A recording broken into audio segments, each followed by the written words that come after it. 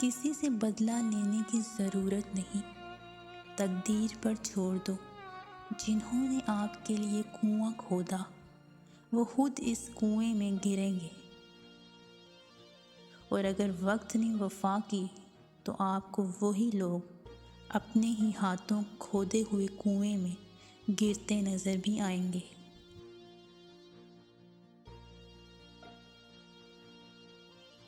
انصاف کرو ورنہ یاد رکھنا، حضرت صالح علیہ السلام کی اونٹنی کے قاتل صرف 4 لوگ تھے، مگر غرق پوری قوم ہو گئی کیونکہ باقیوں کا جرم خاموش رہنا تھا۔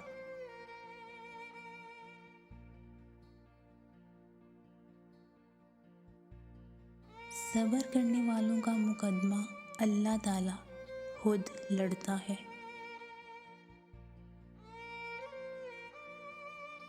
صرف اعمال کا ہی سوال نہیں ہوگا، کی گئی لکھی گئی ہر بات کا جواب دینا ہوگا۔ آپ کی وجہ سے کوئی گمراہ ہوا یا آپ کی وجہ سے کوئی گناہ کی طرف گیا، اس کا خمیازہ آپ کو بھگتنا ہوگا۔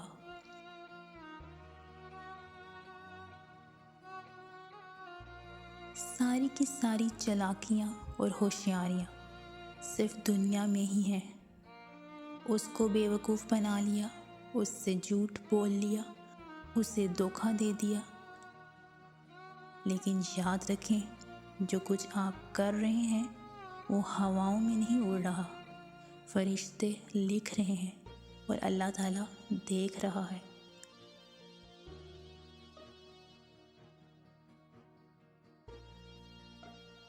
کسی انسان کا ذرا سا دل دکھا لینا، کسی جانور کو اذیت دے لینا، یہ سب چاہے بہت معمولی سا لگتا ہو، مگر بعض دفعہ زندگی میں انسان مشکل میں ہوتا ہے اور اس کو سمجھ ہی نہیں آتی کہ اس نے ایسا کیا کیا ہے جس کی سزا اسے یوں مل رہی ہے، لیکن ایک واحد آہ پوری زندگی اجاڑ دیتی ہے۔